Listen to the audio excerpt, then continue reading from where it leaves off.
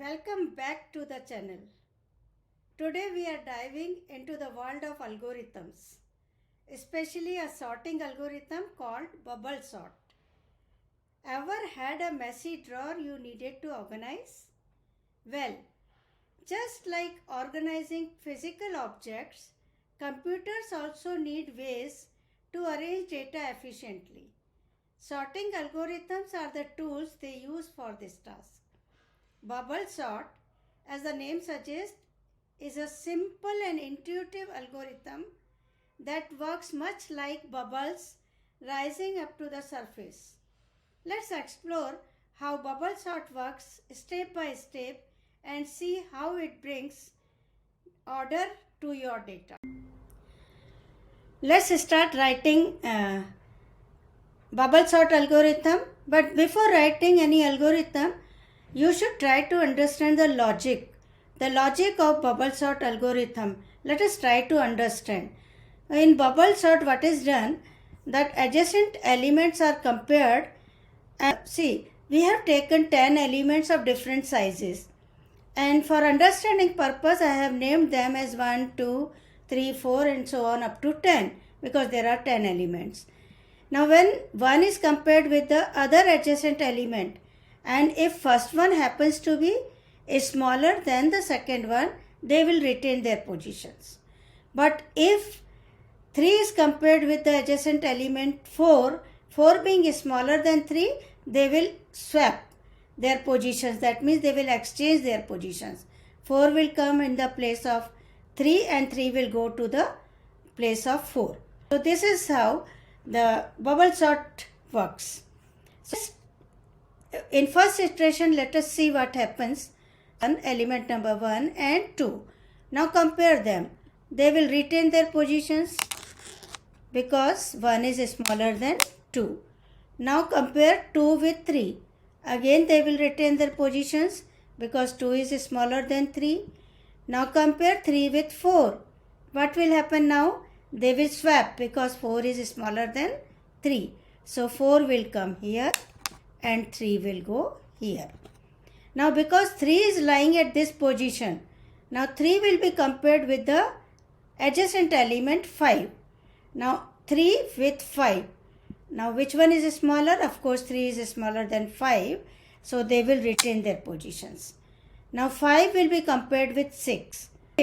But because 6 is smaller than 5, so they will swap their positions and 6 will come here. 5 will go there. Then 5 will compare with 7. Now 5 compared to 7, they will retain their positions. 7 compared with 8. Again 7 is smaller than 8. No problem. They won't exchange their positions. And now 8 is compared with 9. Now you can see the time has come for swapping. 9 will occupy this position. 8 will go here. And now 8 is compared with 10. So 8 is less than 10 and therefore they will retain their position. So this is the positions occupied by different elements in first iteration. In second iteration, if 1 is compared with 2, that is this element with this, they are at their proper positions. 1 is less than 2, no problem. 2 compared with 4. 2 is compared with 4. So when you compare 2 with 4, what will happen? Yes, they will swap. 4 will come here, 2 will go there. Now 2 is compared with adjacent element 3. Why I am saying like this? Because 2 has occupied this position. And therefore now 2 will be compared with 3. So 2 is here and 3 is here. So obviously they are at their respective positions. Nothing to worry about them. Now 3 compared with 6. Just compare 3 with 6. So exchange will be there. They will swap their positions. 6 will come here. 3 will go there. Now 3 compared with 5. Yes, they are at proper positions. 5 compared with 7. No problem. 7 compared with 9. Oh, 9 is smaller. So swapping will take place. 9 will come here. 7 will go there. Then 7 compared with 8. They are at their proper positions. Then 8 compared with 10. They will retain their position. This is the situation after second iteration. Again, it will iterate. Iterate means we call it as looping. These steps are repeated again and again till we are satisfied with the result, and then only we will exit from this loop. So in mathematical language, it is called as iteration. Now again 1 with 4. Of course, 1 is smaller than 4. No problem. Then 4 with 2. 4 with 2, they will also retain their positions. 2 with 6. Now exchange. They will swap their positions. 6 will come here and 2 will go there. Now 2 with 3. This is 2, this is 3. They will retain their positions. 3 with 5. Again they will retain their positions. 5 with 9. So from here onwards it looks like it has sorted. 9 with 7. Okay. Then 7 with 8. Compare 8 with 10. So they will retain their positions. So after third iteration, this is the situation. Then again we will have to iterate. Now 1 and 4. They will retain their position. 4 and 6. 4 and 6. Yes, now they will swap their positions. 6 and 4 will come here. And then we can see 2, 3, 5 and then 9, 7, 8, 10. All of them are in their respective positions they occupied. So let us just put them at their positions, because when we will compare, we will find that the adjacent elements are properly arranged. Now in next iteration, 1 and 6. This is 1 and this is 6. Now the swapping will take place and 6 will come here. 1 will go there, and then 4, then 2, then 3 onwards. We have already seen that they have occupied their positions. So let us not compare them. Automatically they will be compared and no swapping will take place, because all of them have occupied respective positions. Suppose if we do it manually, then if I ask you to arrange them in increasing order of their size, then you will immediately say 6 will come first, then 1, then 4, then 2, then 3, next is 5, then 9, correct, 7, 8 and 10. So that means all of them are arranged in an ascending order. All the elements are sorted.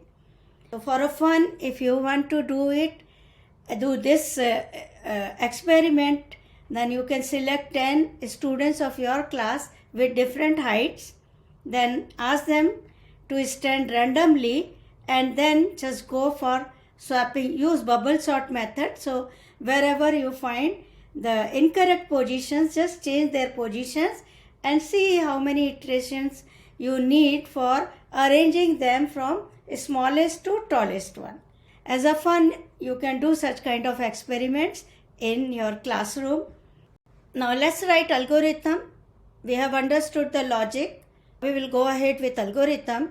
Algorithms, as per definition, you know it very well that they are finite. That means they will start at one point and they will end at another point. First step is always start. After starting, you input the unsorted items in your, or elements we call it as, unsorted elements in your array, which the name of the array is A. And let us take one flag. The name of the flag is swapped. So swapped flag, this will remain true till the array is unsorted, and this will become false when the array gets arranged into a sorted order. The next step is iterate through the array from the beginning index I to the second last element index n minus 2. Now why index n minus 2? Because we always start with the position 0. We never start with 1. If we start with 1, then at A1 the first element will be there, A2, A3, A10 will hold the last element. But because we take it from 0, so the position A0 will hold the first element. So A9 will hold the 10th element. It becomes n minus 1. And because we are comparing adjacent elements, last but one will be compared with the last one. Now iterate. Compare current element AI, that is A0, with the next element AI plus 1, that means A1. Now if AI, that is A0, is greater than A1, if A0 is greater than A1, now we want to arrange our array in ascending order. That means the smaller element should come in front. So that means swapping is needed if A0 is greater than A1. Then swap the two elements A0 with A1. The element A1 will come to A0 and A0 will go to A1. This is how swapping takes place. And then set swap flag to true. Now if no swap occurs in the entire pass, if no swapping is done, that means the array is arranged in a particular order. That time we set swap flag to false and exit the loop. After setting it to false, then exit the loop and the array is sorted. Otherwise, repeat step 4 to 6. That means again iterate through the array like we had done it. Again we went for iterating. So iterate through the array from beginning the first element till the second last element. And then every time you compare the adjacent elements, and if the first element is greater than the second, then swap.